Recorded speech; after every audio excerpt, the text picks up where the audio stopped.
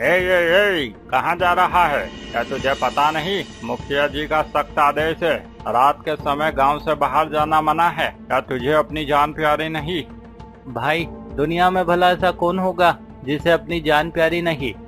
फिर तू इतना जोखिम क्यों उठा रहा है? तू जानता है ना गांव के बाहर कितना खतरा है। रात में लोग अचानक से गायब हो रहे हैं। हम लोग भी यहाँ कई सालों से पहरा दे रहे हैं। आज तक इस गांव से जो भी बाहर गया है वो कभी लौट कर नहीं आया। वो तो सब ठीक है भाई, लेकिन क्या? अरे भाई, दरअसल वो मेरी गाय सुबह चरने गई थी, लेकिन वो अभी तक लौट कर नहीं आई, इसीलिए मैं उसे लेने जा रहा हूँ। वो यहीं कहीं रास्ता भटक गई है। मैं बस यूँ गया और यूँ आया। चल, अब बहुत हुआ तेरा नाटक। अब यहाँ से जाता है या नहीं, वरना मार मार के तेरा वो हाल करेंगे कि फिर तो दोबारा ठीक से चल नहीं पाएगा। अरे क्या करूँ? ये लोग तो मुझे जाने ही नहीं दे रहे। हाँ, एक काम करता हूँ, मैं पीछे के रास्ते से गांव के बाहर चला जाता हूँ। थोड़ा सा ज्यादा ही चक्कर लगाना होगा, इससे ज्यादा क्या होगा। कम से कम मेरी गाय तो मुझे मिल जाएगी। क्या सोच रहा है? तुझे समझ नहीं आ रहा क्या? अरे ठीक है भाई, जाता हूँ। इतना नाराज क्यों होते हो? गाय का क्या है, वो तो कल भी आ जाएगी।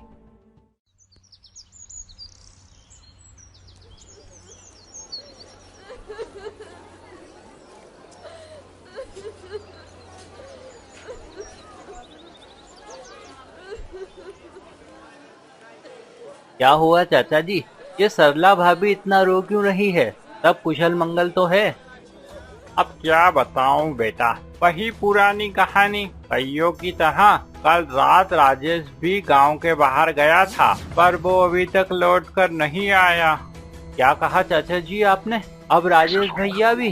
हे भगवान, कुछ साल पहले मेरे पिताजी लापता हो गए थे, उसके बाद मेरे बड़े भैया लापता हो गए, और अब राजेश भैया। हे भगवान, ना जाने इस गांव का क्या होगा। यदि ऐसे ही लोग गायब होते रहे तो वो दिन दूर नहीं जब इस गांव में एक भी मनुष्य दिखाई नहीं देगा। लेकिन चाचा जी, आपको क्या लगता है, आखिर इतने सारे लोग कहाँ गायब हो सकते हैं?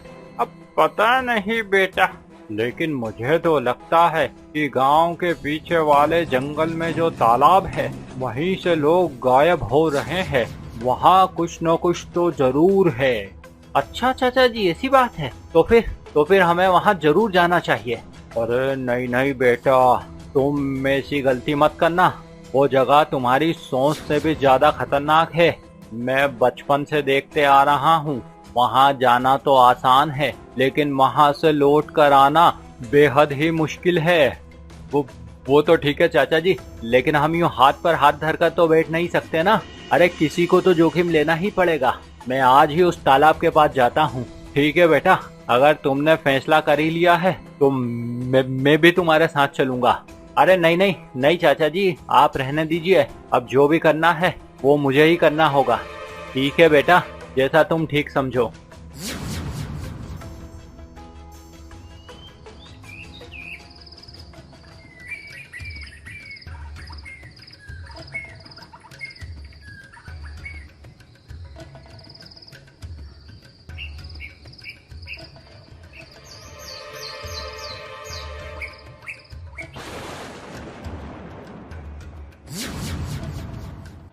ये मदन को क्या हो गया? ये यहाँ खड़े खड़े किससे बात कर रहा है?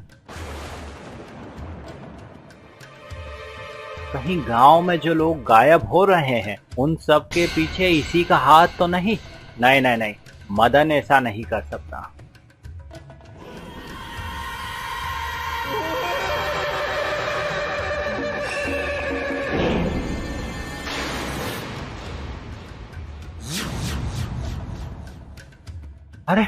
अरे ये क्या था? हे भगवान, चाचा ने सही कहा था, यहाँ कुछ तो गड़बड़ है।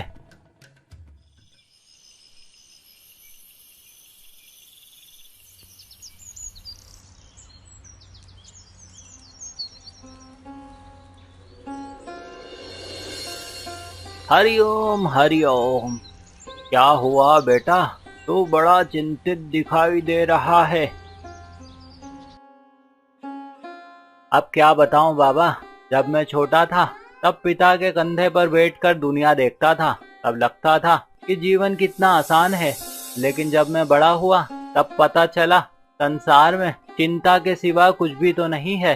अब आप ही बताइए भला, ऐसे में मैं आपको चिंतित ही दिखाई दूंगा ना। बेटा, कल क्या होगा ये कोई नहीं जानता, इसीलिए कहता हूँ किसी भी विषय में चिंता करना व्यर्थ है। चिंताएं बड़ी ही तुच्छ होती है। क्या चिंताएं तुच्छ होती है?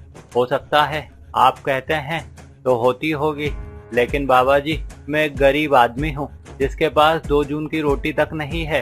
भला मेरे जीवन में सिवाय परेशानियों के क्या हो सकता है?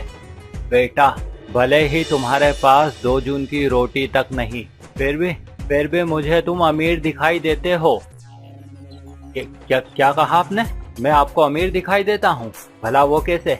वो इसलिए क्योंकि तुम्हारे मन में लालच तो बिल्कुल नहीं है। अच्छा, मतलब मैं लालची नहीं हूँ, इसका मतलब मैं अमीर हूँ। ये भी ठीक कहा बाबा आपने, लेकिन मेरी परेशानी ये है कि मैं अकेला पड़ चुका हूँ, कोई भी मेरा साथी नहीं है। क्या बेटा, मुझे तो तुम अकेले नहीं दिखते। बाबा जी आप ध्यान से देखिए, यहाँ तो मैं अकेला ही हूँ। नहीं, तुम समझे नहीं, तुम मुझे अकेले नहीं दिख रहे। वो इसलिए बेटा क्योंकि तुम में धैर्य तो बहुत है। जब मैंने देखा तुम बड़े ही धैर्य से यहाँ बैठे थे, और धैर्यवान मनुष्य कभी अकेला नहीं होता। चलो बेटा, अब मैं चलता हूँ। ईश्वर तुम्हारा कल्याण करे, लेकिन तुम मेरी बातों को याद रखना, ये बातें तुम्हारे बहुत काम आएंगी। हरिओम हरिओम।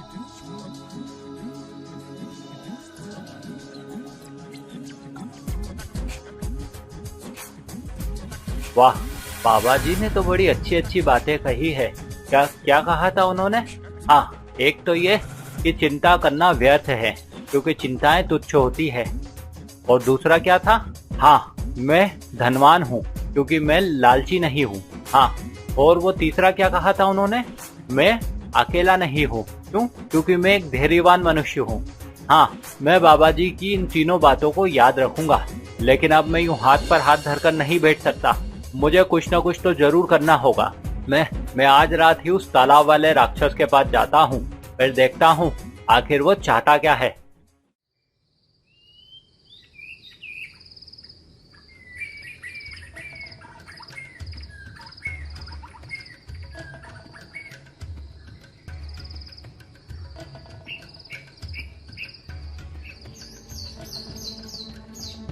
तालाब वाले यक्ष, ओ तालाब वाले यक्ष। कौन है? किसने मुझे पुकारा? अरे बाप रे, मैं हूँ कद्दू। ये कैसा नाम है भला? कद्दू, ऐसा नाम कौन रखता है? ये तो अच्छा है कि तुम्हारा नाम तुम्हारा नाम बैंगन होता। बैगन। देखो, तुम्हें जो भी कहना है कह लो, लेकिन तुम मेरे नाम के बारे में कुछ मत कहना। ये नाम मेरी माँ ने रखा है क्योंकि मेरी माँ को कद्दू बहुत पसंद था। अरे ठीक है भाई, तुम इतना नाराज क्यों होते हो? मेरी कहानी भी तुम्हारे जैसी ही है। अच्छा, तो इसका मतलब ये है कि तुम्हारा नाम भी कद्दू है क्या? कद्दू? नहीं, मेरा नाम कोई कद्दू वद्दू नहीं है। मेरा नाम तो लोकी है। लोकी मतलब हरी ताजी लौकी। क्या कहा तुमने? मुझे कुछ ठीक से सुनाई नहीं दिया। अरे क्या बहरे हो? मैंने कहा मेरा नाम लोकी है। मेरा पूरा नाम हरी ताजी लोकी है। और अब तुम मेरे नाम के बारे में ज्यादा कुछ नहीं कहोगे? अरे ठीक है लोकी भाई, मेरा मतलब है हरी ताजी लोकी भैया, तुम तनिक शांत हो जाओ। इसमें नाराज होने वाली कौन सी बात है? अब माँ को जो पसंद होगा नाम तो वही होगा ना, इसमें बुरा मानने वाली कौन सी बात है? लेकिन तुम बताओ, तुम यहाँ क्यों चले आए? क्या तुम्हें मुझसे डर नहीं लगता? डर तो सबको लगता है और गला भी सबका सूखता है भैया, लेकिन डर के आगे तो जीत है ना। अच्छा, बातें तो बड़ी बड़ी करते हो। तो फिर ठीक है, खेल शुरू करें? क्या खेल? कैसा खेल? वही पुराना खेल। मैं तुमसे 3 प्रश्न पूछूंगा। यदि तुमने तीनों प्रश्नों के ठीक ठीक उत्तर दिए तो मैं तुम्हारे साथ साथ तुम्हारे सभी साथियों को आजाद कर दूंगा और इस जगह से सदा सदा के लिए चला जाऊंगा। किंतु तुमने यदि मेरे प्रश्नों के उत्तर नहीं दिए या फिर एक भी प्रश्न का गलत उत्तर दिया तो मैं तुम्हें सदा सदा के लिए बंदी बना लूंगा। अच्छा, तो ठीक है, मैं तैयार हूँ। तुम अपना प्रश्न पूछो। तो सुनो, घास को बड़ा ही तुच्छ माना जाता है, लेकिन क्या तुम बता सकते हो इससे भी तुच्छ क्या है? क्या घास से भी तुच्छ कुछ हो सकता है भला? घास तो बड़ी ही तुच्छ होती है। हाँ हाँ, याद आया, वो साधु बाबा ने यही तो मुझे बताया था। वो कह रहे थे ना कि चिंता करना व्यर्थ है क्योंकि चिंताएं बड़ी ही तुच्छ होती है। तो इसका मतलब तो यही हुआ कि चिंताएं घास से भी तुच्छ है।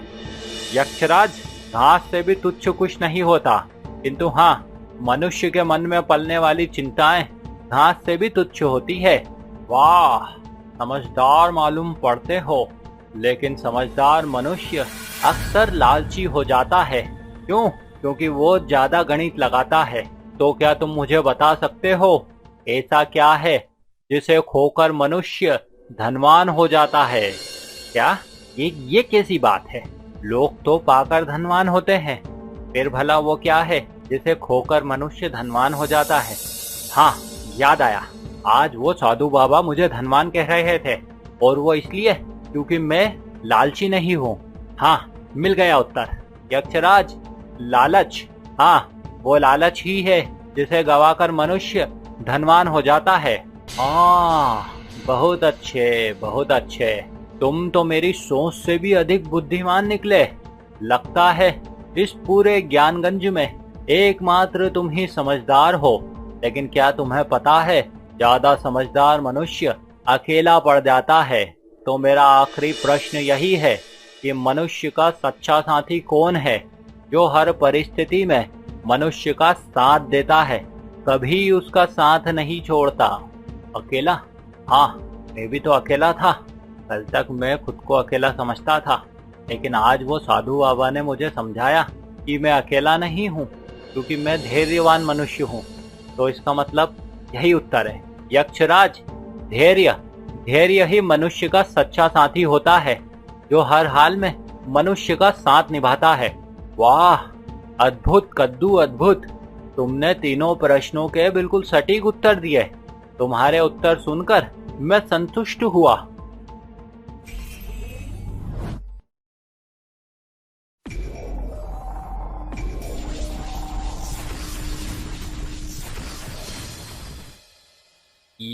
ये क्या हुआ लोकी भाई?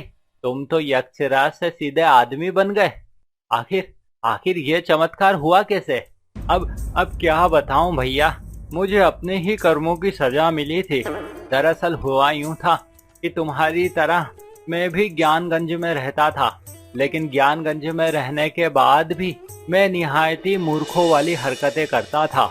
और ऐसे ही एक दिन मैंने हंसी ठिठोली में एक साधु महात्मा का अपमान कर दिया, जिससे नाराज होकर उन्होंने मुझे राक्षस बन जाने का श्राप दे डाला।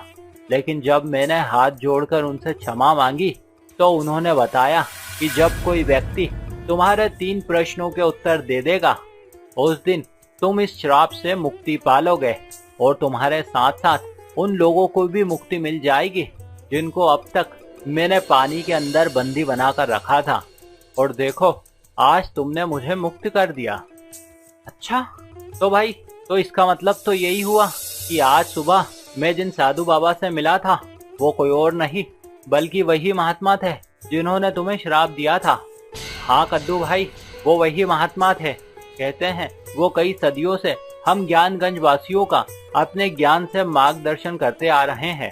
वाह लोकी भाई वाह, अब जाकर मुझे पता चला कि आखिर क्यों हमारे गांव का नाम ज्ञानगंज रखा गया, ताकि यहाँ रहने वाला हर आदमी ज्ञान और समझ को ध्यान में रखकर अपना जीवन जिए। तुमने बिल्कुल सही कहा कद्दू भाई। चलो अब अपने घर चलते हैं। हाँ, चलो चलो। और इस प्रकार से कद्दू ने अपनी सूझबूझ से अपने साथियों को अज्ञानता के अंधकार से मुक्त करवाया, और तब से ज्ञानगंज गांव सदा सदा के लिए अंधकार रूपी राक्षस से मुक्त हो गया। वहां रहने वाले सभी मनुष्य ज्ञान के साथ खुशी खुशी अपना जीवन जीने लगे।